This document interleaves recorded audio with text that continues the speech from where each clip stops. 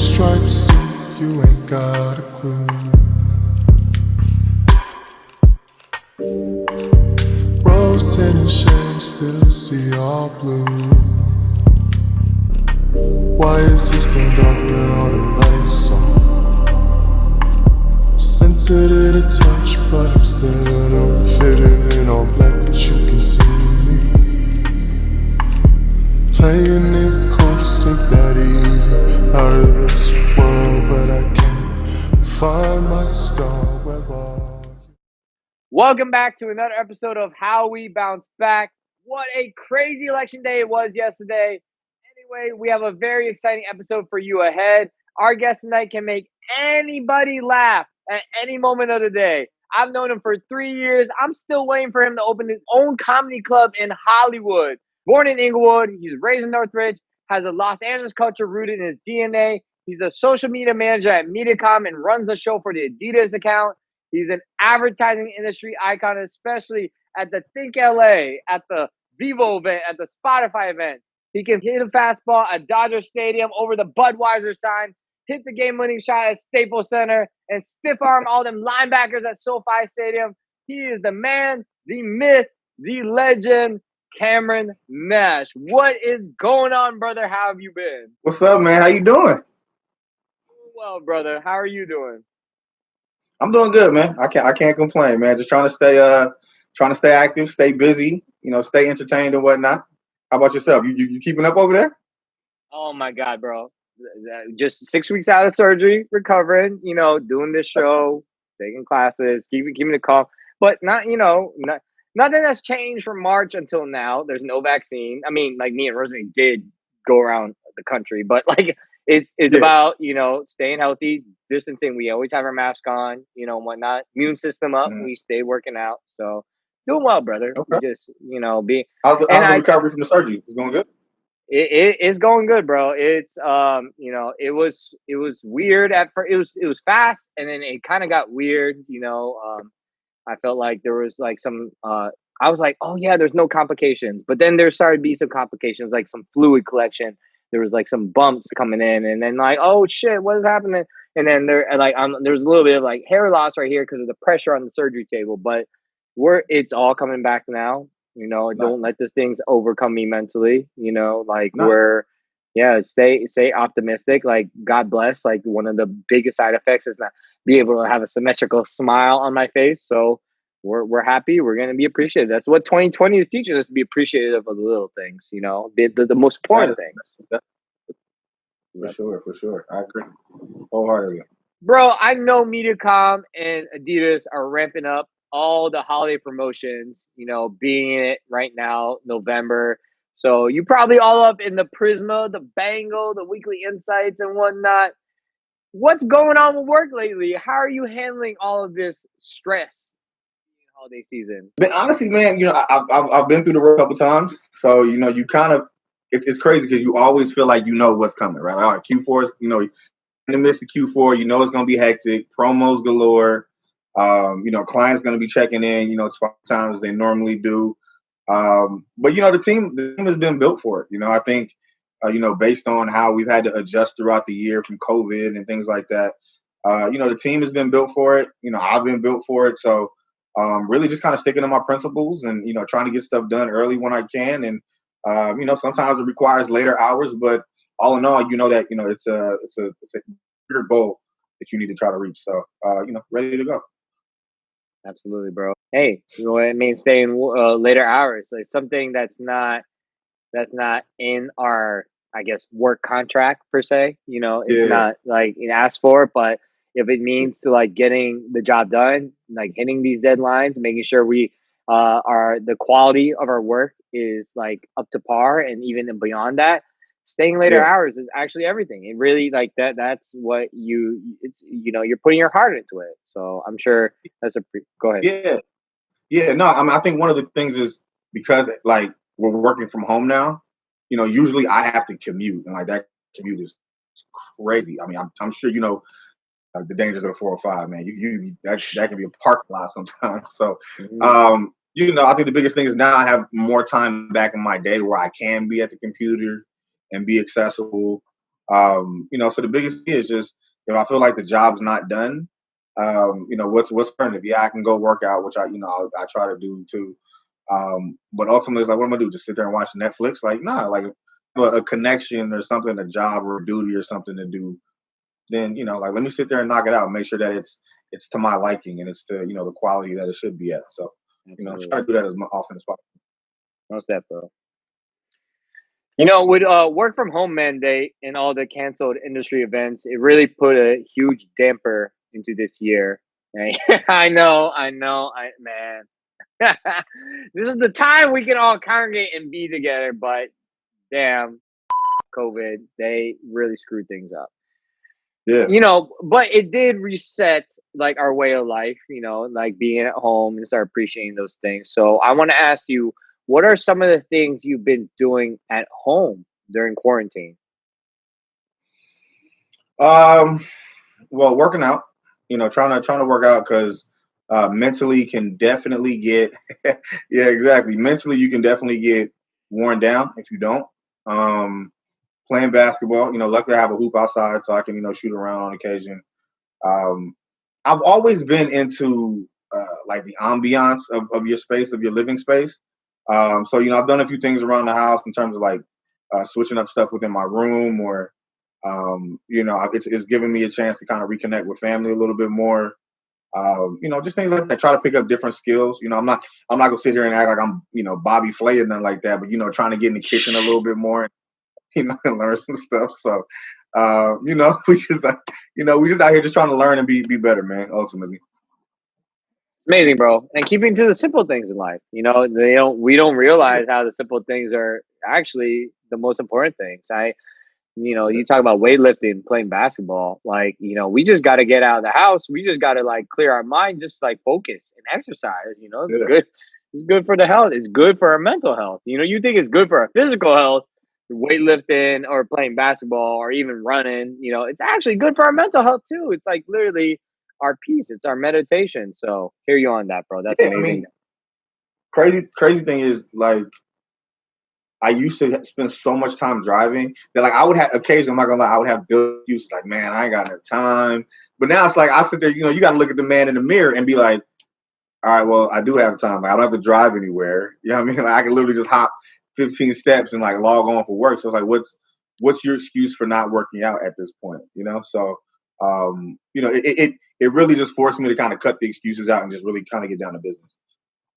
Bro, that was what, like, listen, everyone, as Angelinos in a regular pre-COVID world, my Yeah, goodness, commuting, just like yeah, that was a second job. That was another commitment. We like commuting, like well, I mean, you commute to Northridge, I'm commuting downtown LA. That's like 10 hours a week. So like after that, easily. we're like, oh my gosh, like all we want to do is just rest the mind, like. And then commuting back to the gym was already like, Right. oh Lord, we gotta go somewhere else. Like, so being able to go outside to shoot some hoops, to Yeah, like me over here just running outside really quick. Like, we don't have to get yeah, get to the gym. We just step outside real quick, and like yeah. this commute thing can be long in the past. I'm sure after this COVID era, like there will be some sort of hybrid model and whatnot. But just Yeah, kind of getting that exercise and get outside is just a not only a physical gain, but it's a mental health, like, like peace. Yeah. 100%, 100%. I mean, I think that's what most people have really paid attention to. Like, I think mental health was a narrative kind of before COVID, but until people were forced to kind of be inside and really confront like where their mental health stood up at, it Mhm. took them a minute. It took people a minute to say like, damn, like I really can, or I really need to improve this, or like these are muscles that I never really tried to work out. They just felt like, hey, I could run a couple miles and I'm straight. But it's like, no, like mentally, when things get tough or like you don't have the freedoms that you're accustomed to, you really need to depend on yourself, and mentally, you need to make sure that you're in tune with your star player, as I like to say. So, uh, Absolutely. that's huge. Yep. Bro, I'm gonna change things up right now. We said Okay. this before we went live on this interview. You're truly Yeah. one of the funniest persons I've ever met. We talked about this already. You told CMOs, on client calls. Yo, what's good? This your boy Cam. And bro, there was another time where you handed Chris Rue a leftover bagel and a lettuce and saying, bro, here's your Fire Festival dinner. I'm like, oh my God, bro. This man, I don't know how these jokes come to his head so quickly, but he is a funny ass dude.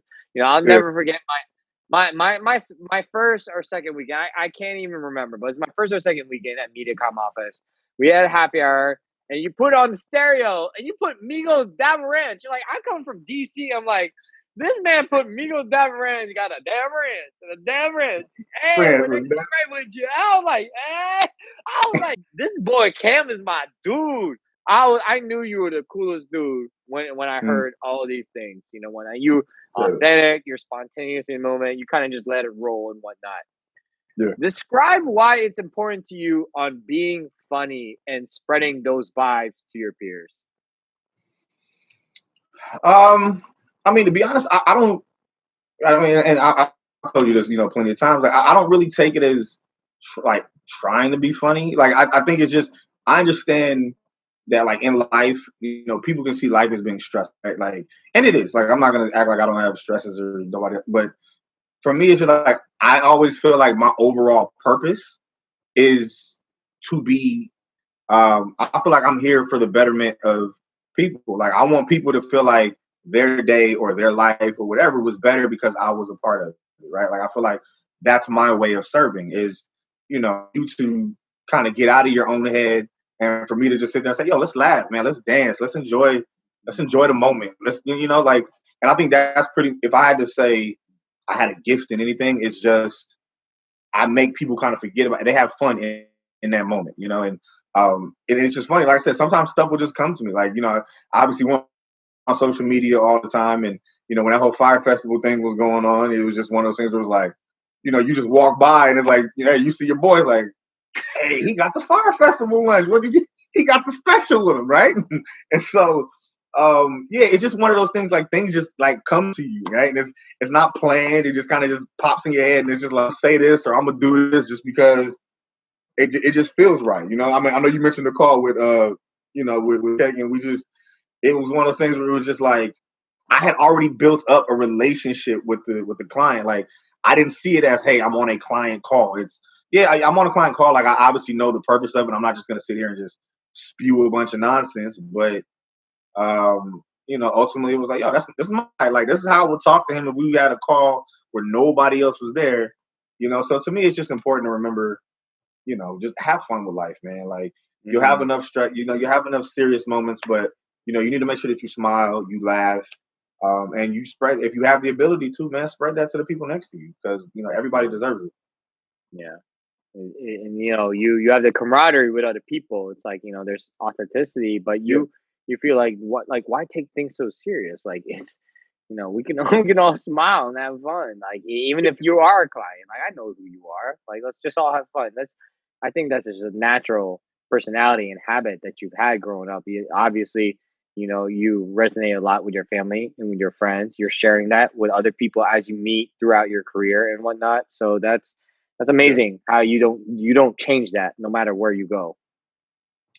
Nah, I mean, and it's it kind of was developed in me. You know what I mean? Like my pops was like that, right? Like, he's, anybody who's ever met my pops knows that he's like the life of the party, right? Like, he makes a ton of jokes, extremely sociable, and a lot of my family members, like the males in my life who like helped me grow up, like it was the same way, and right, and playing sports and things like that, I just learned how to be social, and for me, it's like it's super natural. It's just like you can put me in a room with anybody, and it's like, yo, let's have a good time. Like, why is everybody straight faced and whatever? Like, let's laugh, let's joke, and I can laugh at myself. Like, if people crack jokes on me all the time, I'm just like, I ain't gonna lie, that was a good one. You know what I mean? You just kind of got to roll with it. Like, so it is what it is. Like, there will be times that you can take yourself seriously, but I mean, I don't. Life ain't supposed to be for that. It's supposed to be for love, laughter, and even more.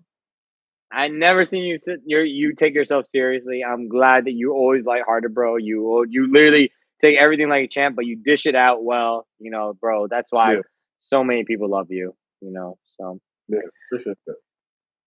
I'm sure there's many public figures that inspire you. Can you name your top 3 heroes of all time? Top 3 heroes of all time. I gotta say, rest in peace, the late and great Kobe Bryant for sure. Yeah, Kobe for sure. Gotta say Will Smith for sure. And it's maybe cliche, but I gotta say Barack too. Barack Obama for sure. Yep.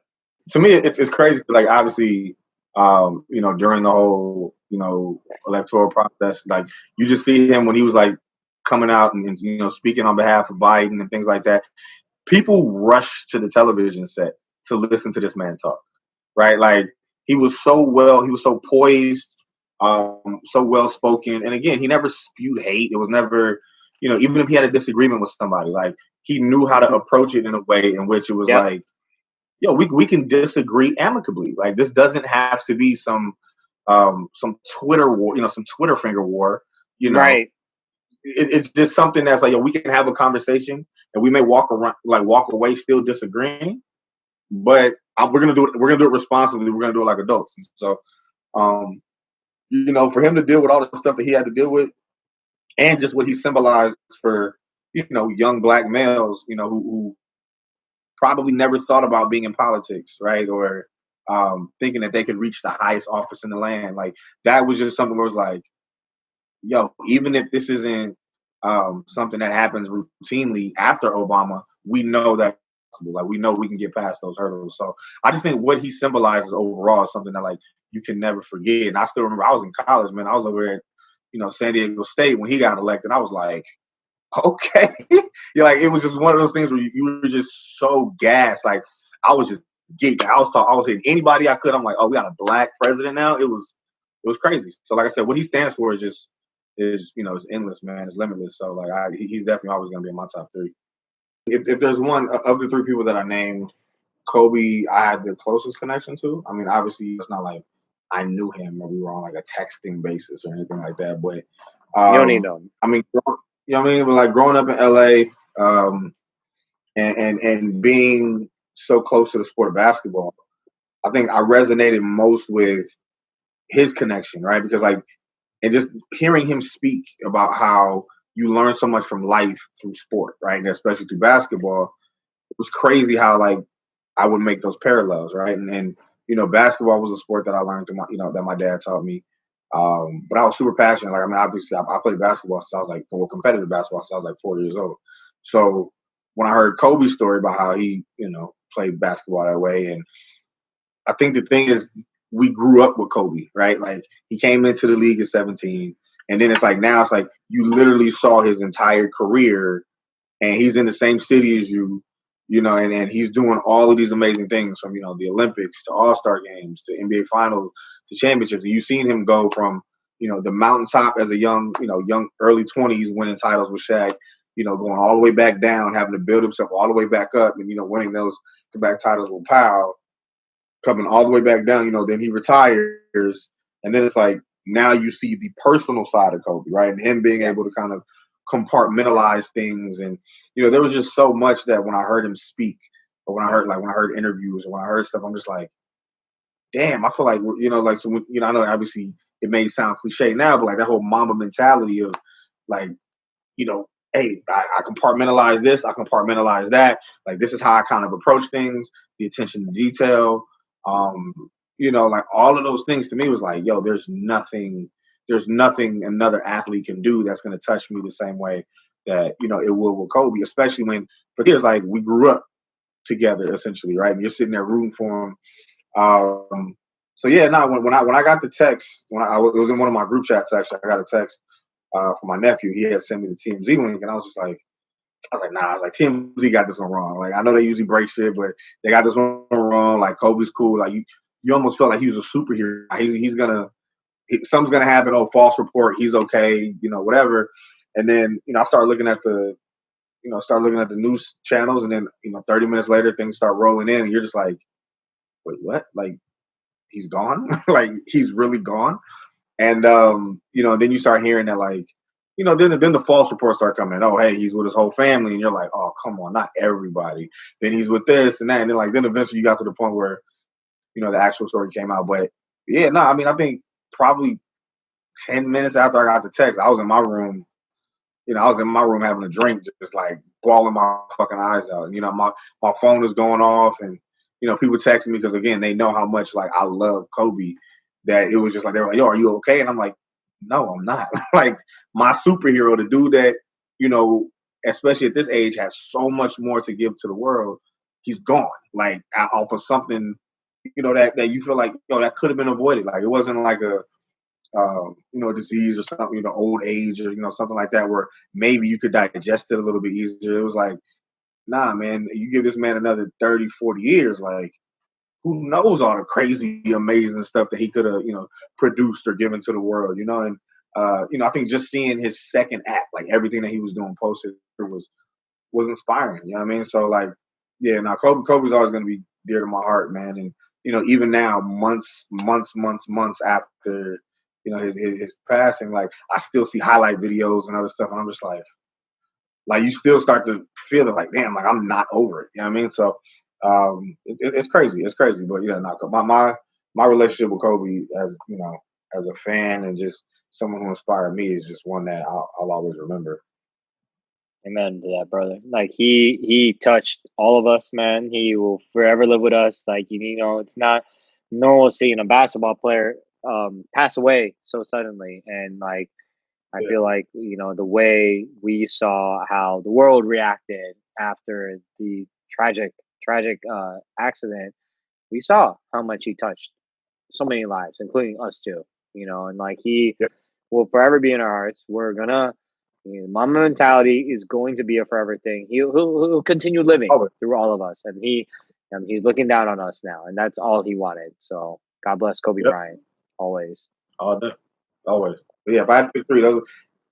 I mean that the top three can vary in order or whatever, and on any given day. But no, those are three people that what I'm saying. Yeah, man. There's not no 1, 2, 3. It's like it's just the top three. Those are the names, and I'm comfortable with that. Cool, bro. I want to sort of break the ice right now before we ask deeper questions. Let's play a game of trivia. All right, because you are a true Lakers fan, like we've been saying, bleeding purple and yellow, growing up in LA. Let's have fun with this. I'm gonna ask you let's do it. I'm gonna ask you 4 multiple choice questions. Let's see what you got, brother. All you gotta do is like answer correctly. There's no caveat to this. We're just gonna have fun. All right. So I mean, if the answer is wrong, though, I'm gonna need you to cut that. I'm gonna edit that out. Like we gotta reshoot that. With the answer. Yeah. Question number 1. What is the Los Angeles Lakers' longest winning streak? 30 games, 27 games, 33 games, 24 games. 33 games. You are correct, my man Cameron Nash. Led by Jerry West, Wilt Chamberlain, Gail Goldrich, the Los Angeles Lakers won 33 straight games in the 1971-72 season, the most in NBA history. Yes, sir.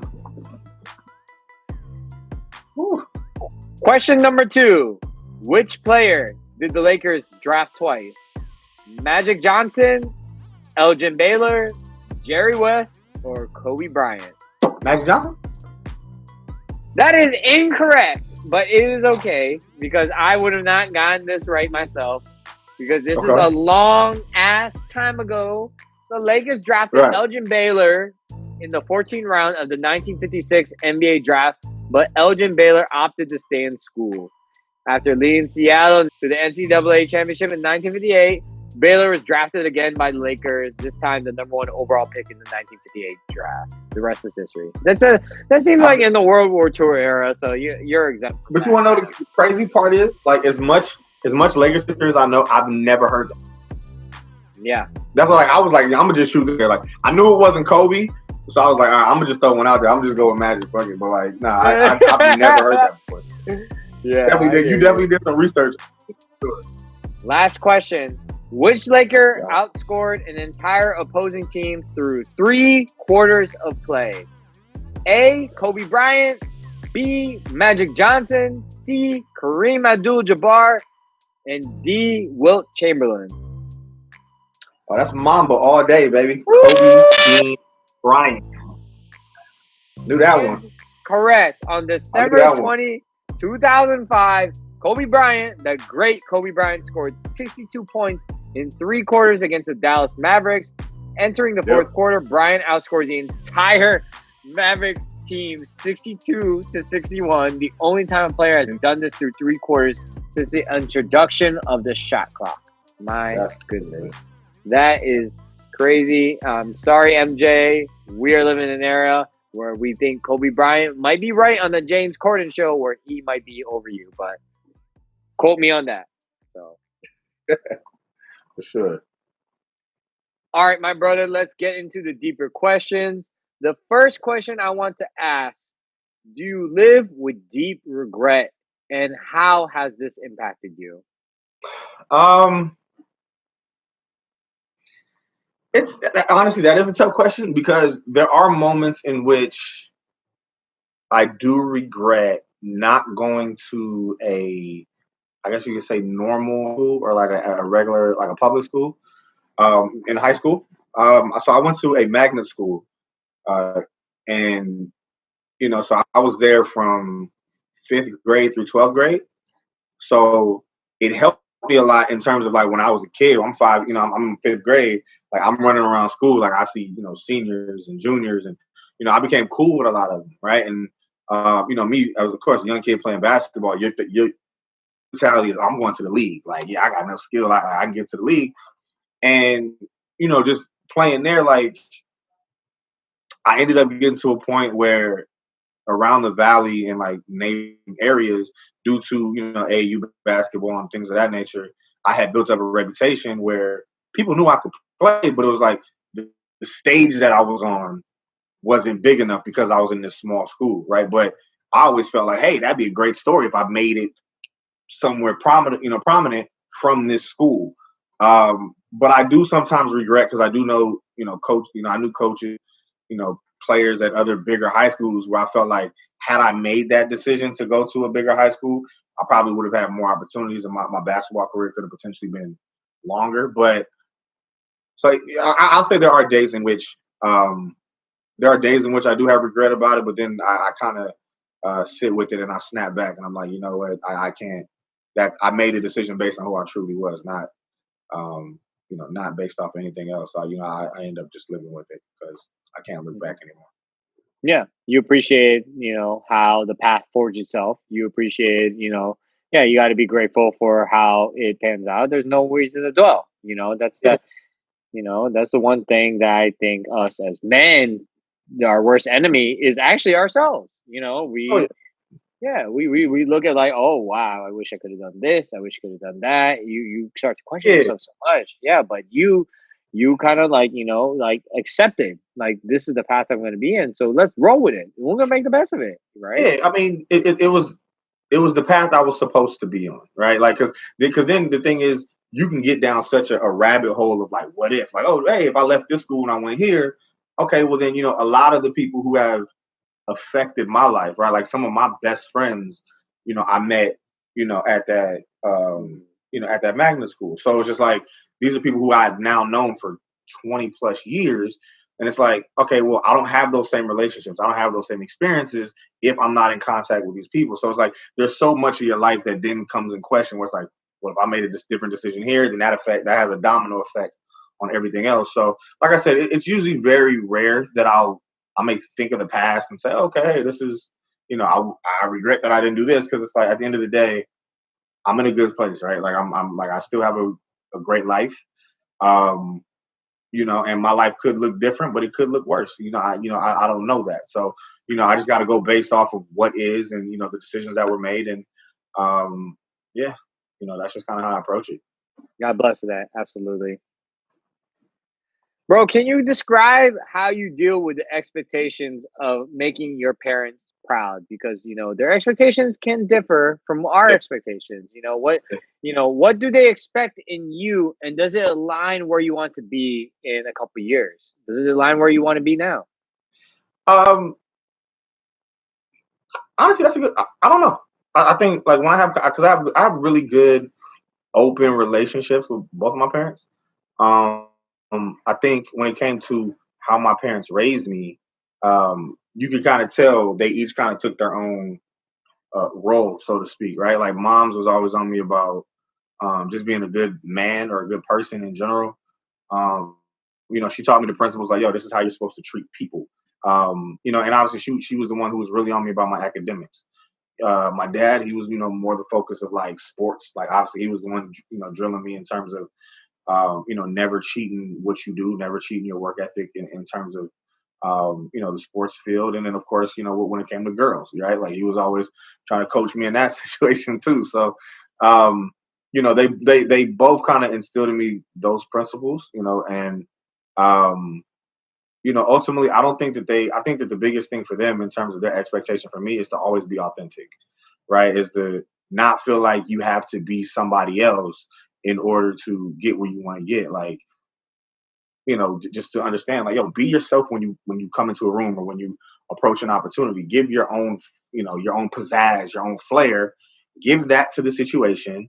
And if it doesn't pan out the way you want to, then that situation wasn't meant for you. But trying to become a chameleon of sorts, to fit a situation, it's gonna drive you insane, right? Because at the end of the day, you're gonna have to keep that up every time you're kind of in that environment versus just being like, yo, hey, this is how I would approach it. This is who I am. You take it, you leave it, you love it, whatever you choose to. But it's not gonna essentially drain me of my energy. So I think that I've lived up to their expectations, and I've had conversations with moms where she's you know, I, in certain regards, I've exceeded her expectations. But I think with her, she thinks I can do, well, my family in general thinks I can do whatever I want to, and I agree. So it's just more so just what I choose to lock in on and go for. But no, I think my parents, in terms of the individual I am, are extremely proud of where I'm at. So I mean, I don't necessarily feel a burden when it comes to that. It's just, as long as I can wake up and look myself in the mirror in terms of the decisions that I've made, then I think that they're perfectly fine with that.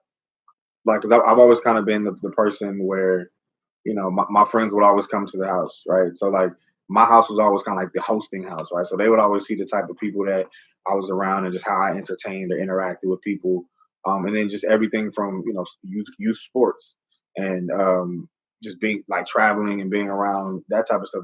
They knew, I think that they felt very extremely comfortable with how I was developing as an individual, right? And I think just having their support in terms of making decisions and not feeling like I had to lie about certain things. Like if I messed up, then I knew I can go to them and be honest and say, "Yo, I messed up doing this or whatever." Like because they instilled in me the difference between right and wrong. Like I know that, right? And so at the end of the day, it's on me to go out there in the world and make those decisions.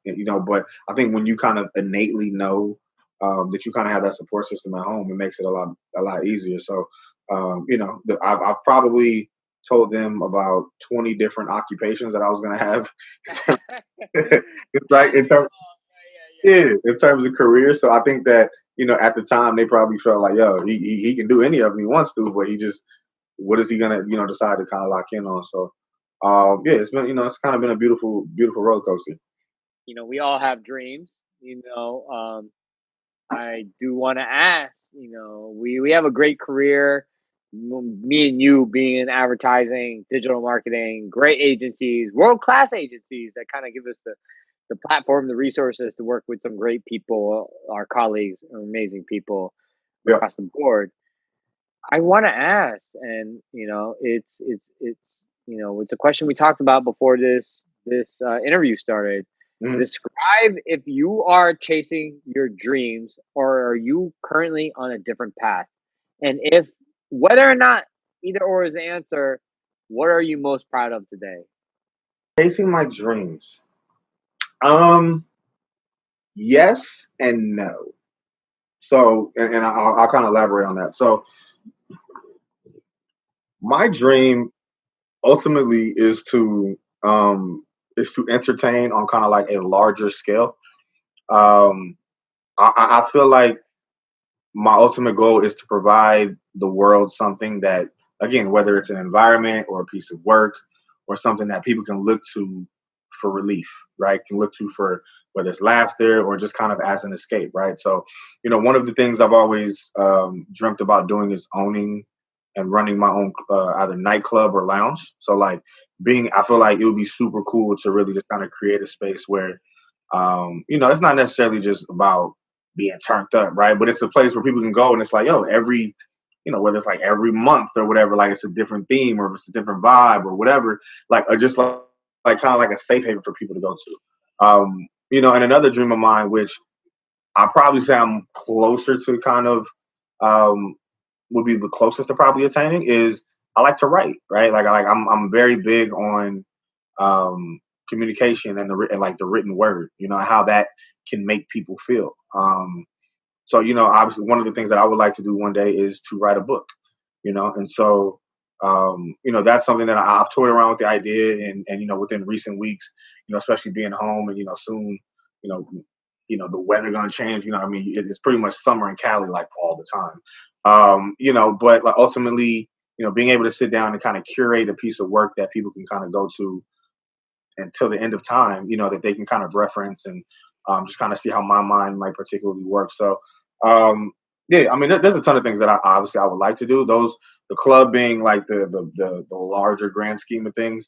So that one I'm probably not as close to as I probably should be.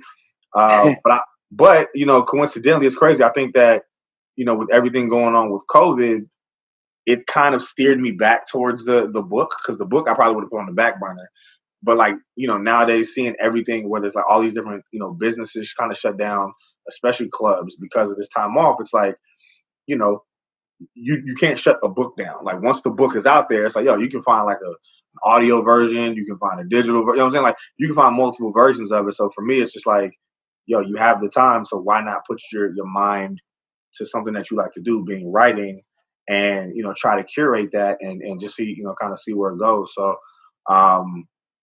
yeah, those are where my dreams kind of stand. And in terms of what am I most proud of, um, I'm most proud of how I've adapted to things. Like I don't really, I spend a lot of time even before COVID, man. I spent a lot of time thinking, like, and some can some close to me can probably tell you I overthink. Um, but I like going through the process of figuring out how things may go, so that if I get put in those positions, I know how to act appropriately, or act aligned with who my character is. And so, um, I think just allowing myself the freedom for my mind to go, and allowing myself the freedom to evolve, to learn from people around me, uh, and just allow myself the opportunity for feedback and criticism, and Mhm. knowing like obviously I don't know everything, right? Like I may have my own perspective and I may want to stand on my perspective, but I do have a contingency of people around me. And just in general, I respect people's opinions. I may not always absorb it and follow it, but I'm gonna allow you the opportunity to just, all right, cool, that's your opinion, cool. Like I appreciate that perspective. I'm gonna take that, analyze it, and use it accordingly. So I would think I'm probably most proud of my ability to kind of adapt to certain situations and still kind of maintain a certain level of poise.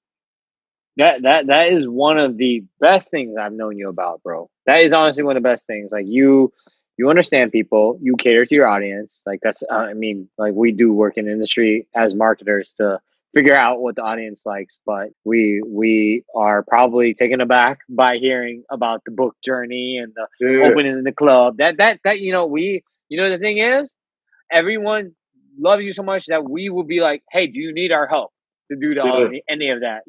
That's how much you resonate with people. And that's if I can do any of that, be of service to you, I'll do any of that, I because appreciate that. you have helped me so much in my career growing up in advertising and in this world, Yeah, to say the least. So, appreciate that. but it's beautiful to hear that your adaptability. It's like this is a world where there's no sweet path to success. Like it's not one lane that's straight, and it's gonna curve, it's gonna bend, there's gonna be like a rock in the road that's gonna teach us to go another way, and how it's crazy in this world, Yeah, and so It's amazing that you also, have those aspirations to do those certain things where you want to write a book or start a club, but you're working in Mhm. advertising. But I'm going to adapt because there's COVID. So now I can figure out that I can actually now write a book. You have a vision,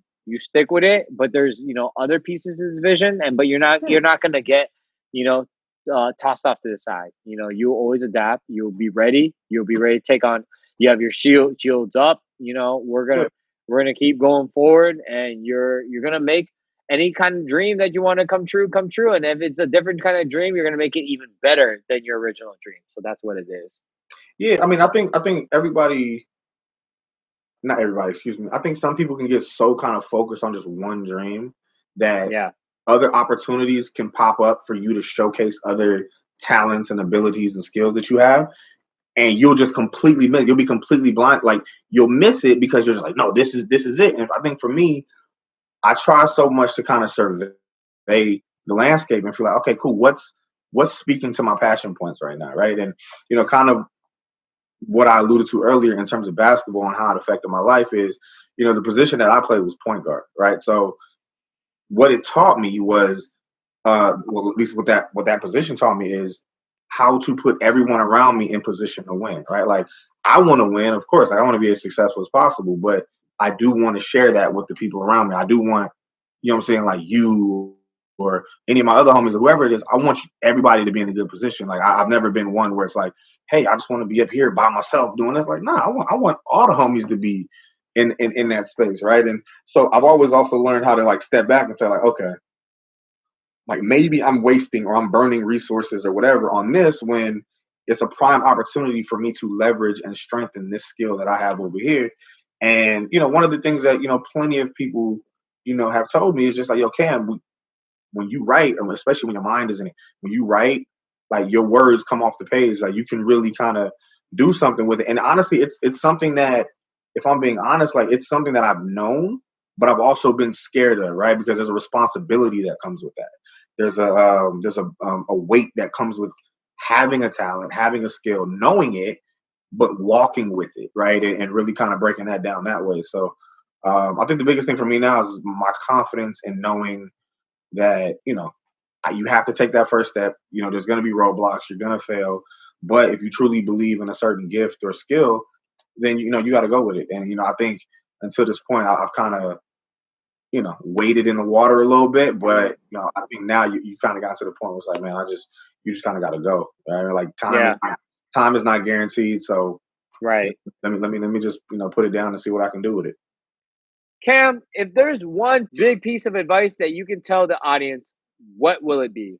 I think my biggest advice, man, is be authentic.